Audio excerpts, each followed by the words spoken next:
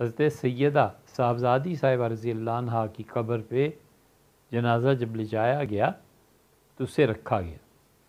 حضرت بزرگ غفاری رضی اللہ عنہ نے زمین کو، قبر کو مخاطب کیا اور کہا کہ قبر تم جانتی ہو آج کون آیا ہے. اور پھر انہوں نے مناقب بیان کیے صاحبزادی صاحبہ کے کہ یہ حضور اقدس صلی اللہ علیہ وسلم کی صاحبزادی ہیں فاطمہ رضی اللہ تعالیٰ عنہ، اور یہ امیر المومنین سیدنا علی رضی اللہ عنہ کی اہلیہ ہیں، اور یہ حضرات حسنین رضی اللہ عنہما کی والدہ ہیں.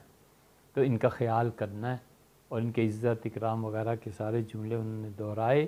تو آگے قبر سے آواز آئی اور قبر نے کہا کہ یہاں پر کوئی حسب و نسب مطلوب نہیں ہے.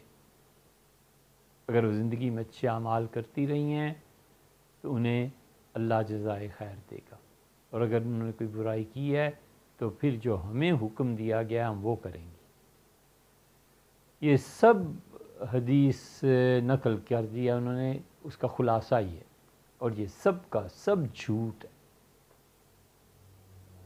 تو ایک لفظ اس میں سچا نہیں، سب گمراہ کن باتیں.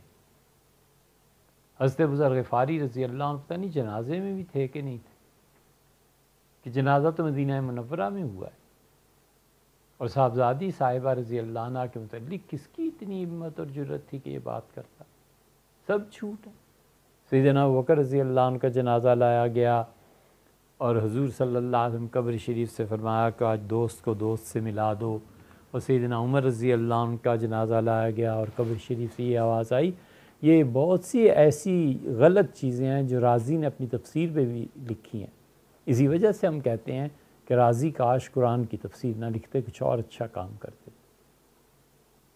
جن لوگوں نے بھی رازی کی تفسیر کبیر پڑھی ہے ان سے پوچھیے کہ کیسی کیسی گپیں وہاں لکھی ہوئی ہیں. اس لیے رازی کی تفسیر کبیر کا حوالہ دینا کوئی حوالہ نہیں مانا جاتا اہل علم میں. ہاں بس نام بڑا ہے تو لوگ دب جاتے ہیں کہ رازی نے یہ بات لکھی ہے، ورنہ کچھ نہیں. حدیث میں 0 0 ہیں رازی. تو رازی نے بھی ایسی باتیں لکھی. یہ جو آپ نے روایت لکھ کے بھیجی ہے یہ درۃ الناصحین ایک کتاب ہے، اور عثمان بن حسن نے لکھی ہے. واعظ تھے یار، واعظ نصیحتیں کرتے رہتے تھے. لوگوں کے گھروں میں جانا، عجیب و غریب قصے سنانا جن سے عورتیں اور بچے متاثر ہوں اور روتے رہیں بیٹھ کے. بس ان کے ہاں دین کی بنیاد یہ تھی. ہم 1000 بار ایسے اسلام سے بیزار ہیں اور توبہ کرتے ہیں کہ جس کی دعوت کے لیے لوگوں کو جھوٹ بولنا پڑے. سچائی ختم ہو گئی ہے، کتاب و سنت ختم ہو گئی ہے. حضرت رسالت مآب صلی اللہ علیہ وسلم سے جو صحیح روایات ہیں وہ ختم ہو گئی ہیں، ان میں اثر نہیں رہا. سیدھی طرح یہ کہیں کہ لوگوں میں ڈرامے کرنے ہیں اور خود پڑھنا نہیں ہے، مطالعہ نہیں کرنا، اس پہ پھر دقت ہوتی ہے نا. لوگ زیادہ معتقد ہو جاتے ہیں، اوقات تو سارے پیری مریدی میں ضائع کر لیتے ہیں. تو پیر سب پڑھیں کہاں بیٹھ کے کہ کسی کو بتا سکیں کہ یہ روایت نہ بیان کرو. جھوٹ ہے حضور اقدس صلی اللہ علیہ وسلم پہ. اب یہ صراحتاً جھوٹ ہے سیدہ فاطمہ رضی اللہ تعالی عنہا پر، صاف جھوٹ ہے، کوئی اس کی اصل نہیں. حضرت امام اعظم ابو حنیفہ رحمۃ اللہ علیہ کی والدہ صاحبہ تھیں، اور شاید ضحاک نام تھا، کوفہ میں. تو وہ بہت کمال کا واعظ کرتے تھے. عورتیں جاتی تھیں، روتی رہتی تھیں، بہت حال ایک ان پہ طاری تھا. تو امام حنیفہ رحمۃ اللہ علیہ کی والدہ کہتی تھیں کہ فلاں مسئلہ کیا؟ تو امام صاحب رحمۃ اللہ بیان فرماتے کہتی نہیں، پہلے اس سے پوچھ کے آؤ، اس جیسا آدمی کوئی نہیں. امام صاحب رحمۃ اللہ جاتے تھے، والدہ کے حکم میں پوچھ کے آ جاتے تھے. تو وہ حیران ہوتے تھے، کہتے تھے حضرت آپ تو خود مجتہد اتنے بڑے آدمی، مجھ سے فرمایا والدہ کہتی ہیں. تو ایک مرتبہ ایسے ہوا کہ امام صاحب رحمۃ اللہ نے مسئلہ پوچھا والدہ کے کہنے پہ، تو وہ کہنے لگے ضحاک کہ حضرت اس مسئلے کے تو مجھے خود پتہ نہیں. تو میں کہا پھر کیا کریں، والدہ تو آپ کا حوالہ دیتی ہیں، تو میں کیسے جا کے کہوں کہ انہوں نے یہ فتویٰ دیا ہے یا یہ کہتے ہیں. تو انہوں نے کہا اچھا ایسے کرو ابو حنیفہ، تم مجھے یہ مسئلہ بیان کر دو، میں پھر لوٹا دیتا ہوں، پھر والدہ کو کہنا کہ میں نے بیان کیا۔ تو اس لیے یہ قصے ایسے ہی ہوتے ہیں، یہ سب لوگ علم کے ناآشنا ہوتے ہیں، کورے ہوتے ہیں، جہالت سے بھرے ہوئے، سب سچ جھوٹ جو روایت آئی بیان کی کہ کسی طرح لوگ متاثر ہو جائیں۔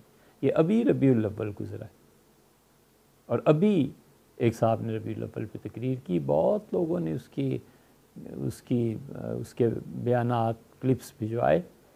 حضرت رسالت مآب صلی اللہ علیہ وسلم پیدا ہوتے ہی غائب ہو گئے، عورتیں پریشان، تھوڑی دیر کے بعد بستر پہ موجود تھے۔ فرشتوں نے آواز دی اور انہوں نے کہا حکم ہوا ہے کہ اس بچے کو آسمان و زمین سارے راز دکھائے جائیں۔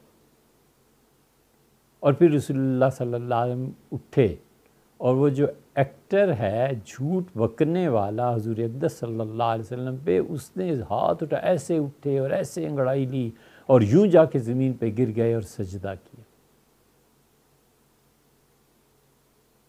نرے جاہل ہے کوئی دنیا میں ایسی کتاب جس میں یہ سب کچھ کسی مستند آدمی نے کسی سند کے ساتھ لکھا ہو؟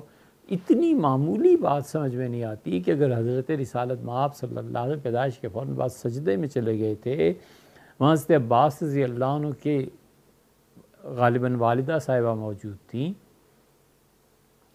سیدہ آمنہ کے ساتھ اور خواتین موجود تھیں، اتنے بڑے واقعات پیش ہوئے ہوتے اور بچہ غائب ہو جاتا تو پورے مکہ میں شہرت نہ مچ جاتی کہ اتنی عظیم ہستی نے جنم لیا، یہ بچہ کچھ اور ہی ہے۔